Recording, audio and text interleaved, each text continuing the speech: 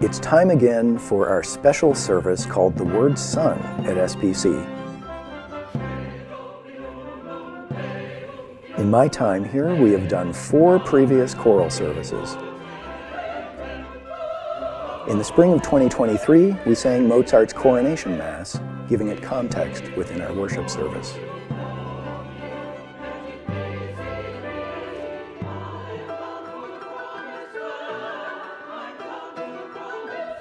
Then in the fall, we sang a number of 20th century settings of 19th century American hymns, celebrating the early history of our church, as we sang hymns with and without instrumental accompaniment.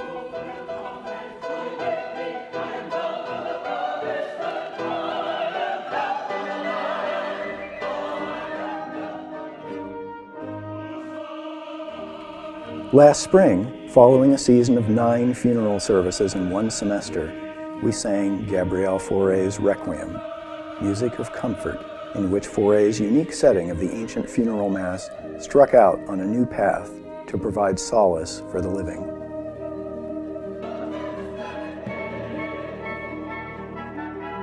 And last Christmas, we heard J.S. Bach give us the Christmas story in song.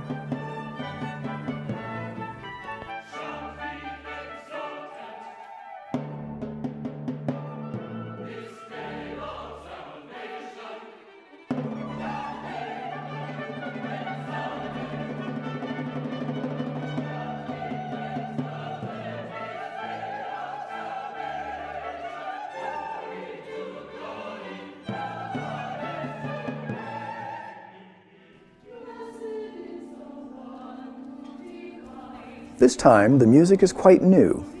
I wrote it for the church and her choir, and it has never been heard before. It will include our bell choir, members of our praise band, our children's chorus, and the SPC choir and special guests with a large orchestra. It will also be our last week in the sanctuary. To give you some idea of what to expect, I sat down with our pastors to discuss psalms for chorus and orchestra.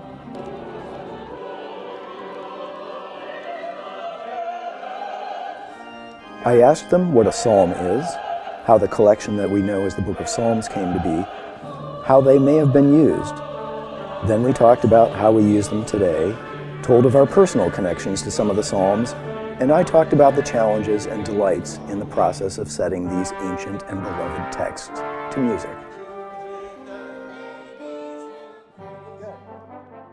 What are the Psalms? What is the collection that we know as the Book of Psalms? Well, I don't want to be the first one to share, so I think this is a great opportunity for Barb to take the lead. You must have been a hoot at seminary. Yeah. What is an individual psalm? What do we know about it?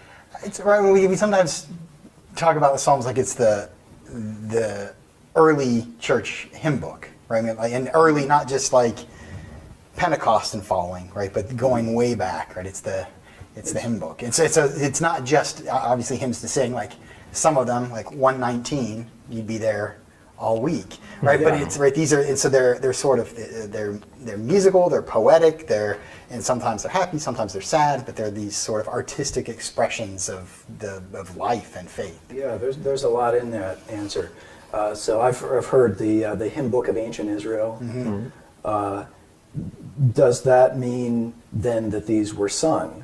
Do we know that all of them would have been sung? Do we know anything about the music? Right. So some of them have that heading, right? It's for the choir master, or like, and they've got the musical notation. But my understanding is that we don't know what the notations mean, right? And even some of those words that we don't always like say, "Wow," there's some question about what that actually means. So if we have some of the musical direction, I don't know what to do with it. Well, I'm glad you said that, because I didn't know what to do with it either. It's like, I didn't go to seminary, but that was my understanding. So we know first that they are poetry, that they look like poetry on the page, but we also know that they would have been sung, but we have no idea what the music sounded like, so we're kind of at an impasse. Yeah, and some of them, because I think authorship's a question, but even audience is a question. Not all, I don't believe all were expected to have been for corporate reading. So there are debates about who's written what. We typically talk about the Psalms like David wrote them all, but scholars are pretty sure that's not the case, and that they weren't all written in this year and then given, but that they were compiled over a period of time. And so some of the Psalms are like connected to David, but some are not. And so going back to some of the headings that Derek was talking about. And so I'm not completely sure that every Psalm is meant for corporate worship. Well, that's interesting because, I think I was sort of under the impression that many of the Psalms would have been used in corporate worship. And we use many of them in corporate worship today, but we also use a lot of them privately. That's something that I had just kind of assumed would not have been how the ancient Israelites used them. For instance, I don't think there would have been many Israelites reading Psalms out of a book before they went to bed, which is something that we do a lot, But on the other hand, if they were using some of them privately, what does that mean exactly? Were the priests reading them to each other around a table, or did people have them on their lips even if they couldn't read? How much of that do we have any way of knowing, or is it all sort of a guess? Speaking of modern usage, do you have any favorite Psalms? Do you have any stories of favorite Psalms and sort of what your relationship with them? So I don't know about favorite, but story about a Psalm. And I think it kind of connects to your previous line of thought, too. So we know that people did use these privately because we've got record in the New Testament of that. Right, so like one of the great famous examples is Jesus, right, from the cross. What comes out of his mouth? It's a psalm. So what do you do when the world turns on you and everything that you thought you could rely on is gone, and life is slipping away? What's left? Well, it's a psalm. And so I remember doing a hospital visit years ago from a woman whose life was kind of falling apart. Her physical health had taken a sort of unexpected turn. This was her husband was also not in terribly good physical shape at that moment. So I went to see her only to discover that things were worse than they appeared. Her estranged daughter had come by to visit her, hearing she was in the hospital, and she was kind of overjoyed at this silver lining that maybe she and her daughter would reunite. And what actually happened is her daughter stole her purse and emptied her bank account. So everything is just falling apart. And all right, so what do you say in that moment? There are no words for that. But Jesus had some, and he took them from the Psalms. So we open up the Bible, right? We read Psalm 22, right? My God, why have you forsaken me? And she's like, what do I do? I was like, get better, right? And pray, and the church is here for you, and talk to the police, right? We're not going to let you go hungry. Read the Psalm. And she said, I don't have a Bible. So, well, here, take mine and just read this, and I will visit you next week. She got out of the hospital faster than she expected, which was good. She returned my Bible, and I didn't really think anything of it. And weeks later, I got out that Bible, and I'm flipping through, and there in Psalm 22 is a tear-stained handkerchief, right? That's what they're for, right? When you don't have the words, here are words. And sometimes it's because things are too tragic. Sometimes because things are too joyful, right? I mean, that's those last five, right? Just these exuberant psalms. But sometimes they give us words when we can't find them. And so we do see that, even that some of that individual use, right, from the cross itself, right, going back through history. And we use those today. I mean, that was helpful to me as a pastor in the moment when I had no words, and when I left, it was clearly something that brought comfort when everything was falling apart. Yeah, and as you mentioned, there's such a wealth of themes and just a variety of emotions in the Psalms, which I found as I began setting this enormous collection of music. Do we take our Bibles and read a couple of these? I started with number 1. That's a good place to start. Well, the reason I did that, I decided a couple of summers ago that I would set some of the Psalms to music. I was sort of drawn for, I'm not really sure why, but I was drawn to the book of Psalms. And I thought, rather than just picking my favorites, or picking the church's favorites, or picking the Psalms that have been set to music hundreds of times, I would start at the beginning and just sort of open the book and see what was there.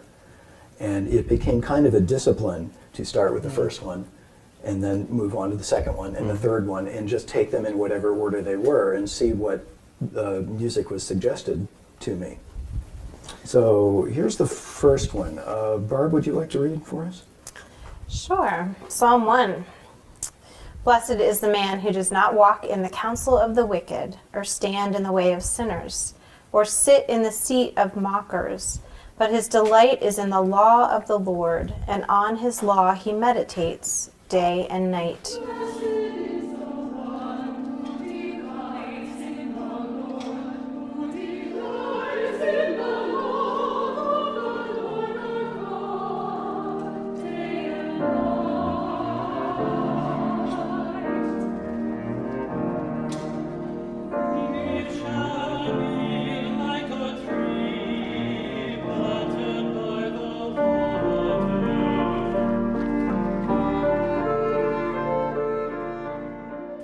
He's like a tree planted by streams of water, which yields its fruit in season, and whose leaf does not wither. Whatever he does prospers.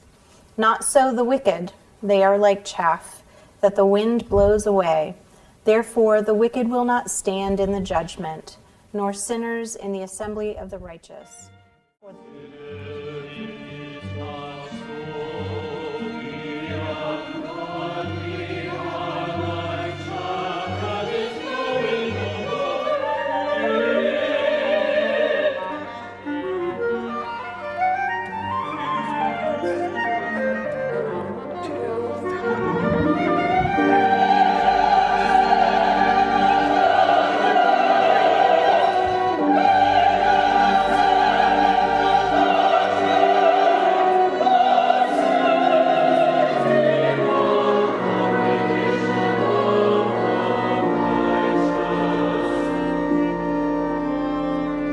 For the Lord watches over the way of the righteous, but the way of the wicked will perish.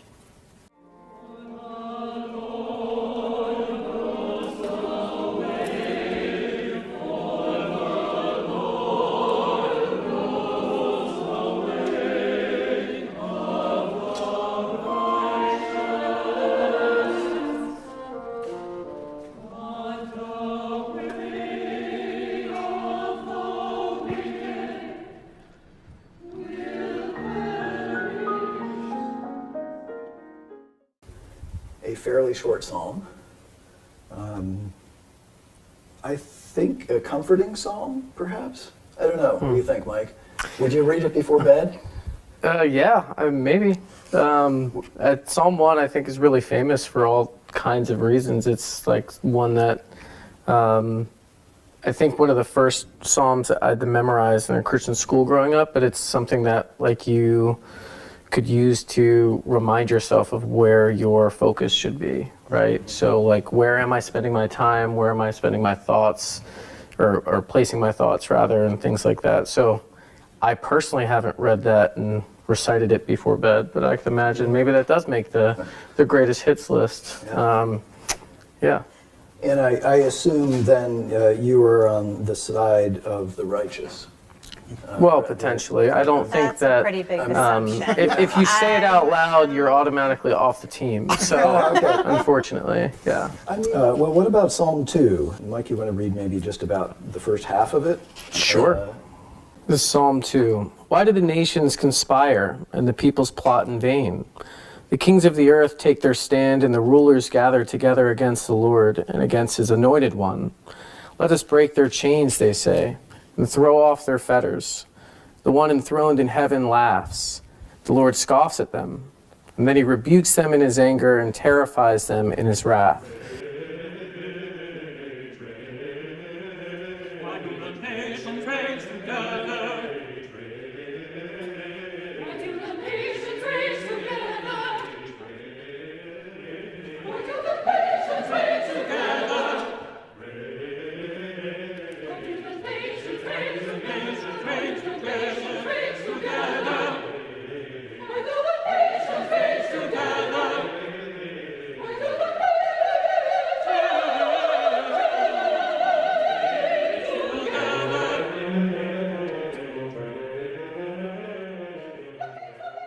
Saying, I have installed my king to Zion, my holy hill. I will proclaim the decree of the Lord. He said to me, you are my son. Today I have become your father.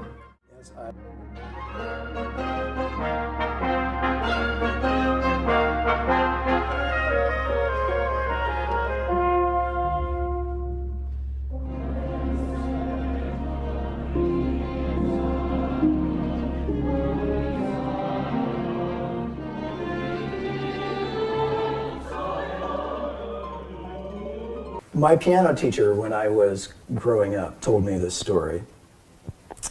She said that she was getting ready to perform in a recital the next day. And she went out to a party or something, and her piano teacher caught her at it and rebuked her, saying, what are you doing? You know, with all this activity, you have a recital tomorrow. You should be home in bed eating soup and reading psalms. Which I think plays on the assumption that the psalms are all comforting. And so I said to the choir, I think Psalm 2 is one of the psalms you would not want to read before bedtime. Yeah, I wonder though, but what do we mean by comforting, right? So the majority of the psalms are lament psalms, which to some are comforting because they're cathartic, I think, right? We can see ourselves in that, and that's some of what Derek was talking about. I think most people, when they think psalms equal music, think that it's probably all jubilation, but when the majority of them are actually crying out, then perhaps they are comforting in that sense. And then we come to Psalm 3, which is the beginning of quite a number of psalms that seem to be interested in the same theme. This one begins, O Lord, how many are my foes? How many rise up against me? Many are saying of me, God will not deliver him. Then we go over to Psalm 4.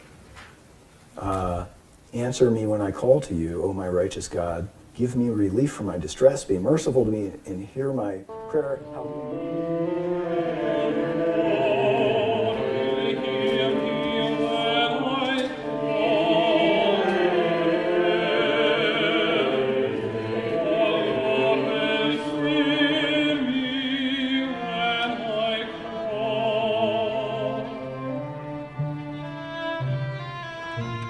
But Michael, can I also say, Yes. I love that even in the writer's distress, there are these declarations of God's goodness and faithfulness, right? The Lord will hear me when I call.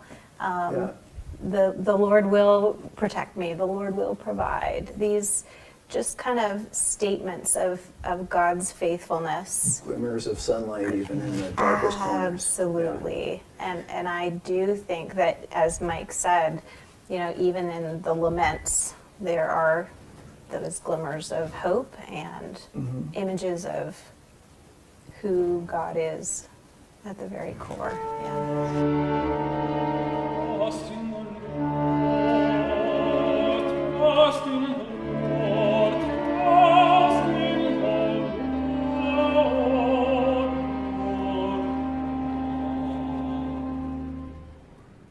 We use Psalms almost every week in worship in one way or another. And there is this sort of cumulative effect, like you said, those repeated themes and phrases and the language, just it becomes beautiful in this sort of, not just as an individual psalm, but as this sort of total experience of God being gracious and merciful, right? Or what do I do when I'm surrounded on all sides by enemies? Oh, I sing a song.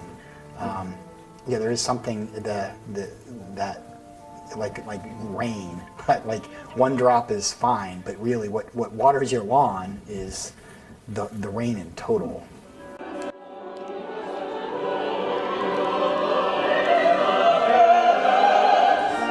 Good.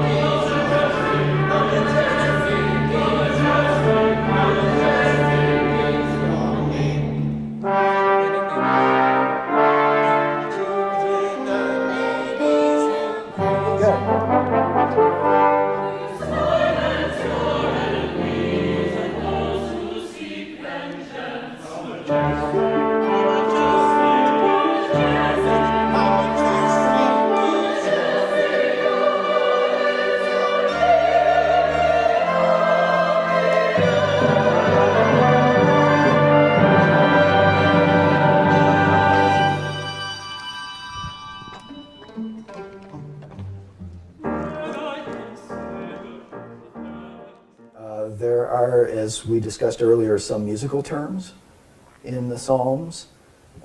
Musical terms, and in many cases we don't know much about, but I'm looking here at, I think the first one is Psalm 3. Actually, Psalm 4 says, "For the director of music." And I thought, oh, they're talking to me. You know, and many of them do that actually. So it says here, Psalm 4, "For the director of music with stringed instruments." So, guess what I'm using in Psalm 4? Banjo. Exactly. Well, obviously the string instruments they had in mind were not violin and Right. violoncello. Right. They would have been more like a lyre or an ancestor of the harp. And we do have a harp, so actually I am using the harp some of the time, but other stringed instruments. So I try to find clues like that to help me. There is the term Derek mentioned briefly at the beginning, Selah. Does any of us have any idea what that means? Do we? No, but I have a friend named Selah. Okay, named after Yeah. an obscure, possibly musical term. Correct. I've heard that there is one theory that it indicates a pause for musical interlude.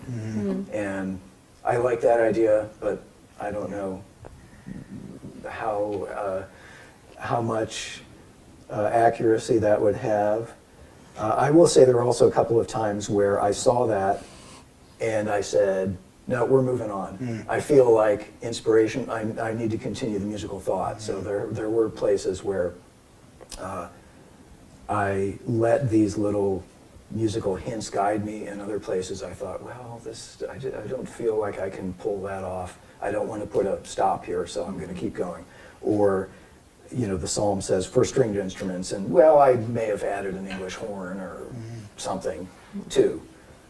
So they guided me, but they didn't necessarily determine everything.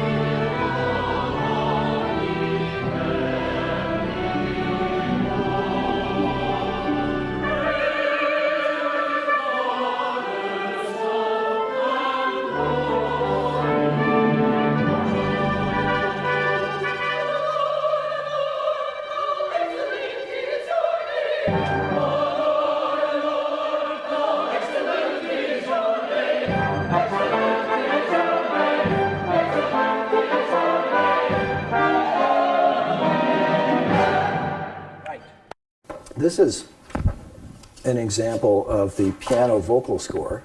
This is what I gave to the choir. This is what I wrote last summer, and I decided that if I could get this finished by the end of the summer, that we would be able to do it in the spring, because there was so much going on in the life of the church. It's 65 pages, I think, of the sopranos are up here, and the altos and the tenor and the bass. Everybody has their own line. And then the entire accompaniment is written for the piano. So when I can take this into choir rehearsal, and everybody has what they're supposed to sing, and then we do it that way. And then in the fall, I started working on this, which is the full score. This has what every instrument is going to play, so the flute and the oboe and the clarinet and the bassoon, and it just keeps going. And as you can see, I've only shown this to a few people, and the universal comment seems to be, those notes are so small, we can't see them. And I say, yeah, I can't see them either. I was in rehearsal the other day, and I couldn't see, you just have to have it memorized at that point. But as long as I know who's supposed to be playing, I can just sort of point at you. And they're all looking at just a single line of music. So that's kind of how that works. And I have a very serious question to ask you. Yes. Can you please write in a triangle piece for me into any of the music? You want a triangle part? I would absolutely love. I am so good on the triangle, Michael. I really need you to write in. I hadn't thought about that. Maybe I need you to write in a triangle piece for me. Okay, well, I need that to the ink happen. is still wet, so there's a chance we'll get one in there somewhere.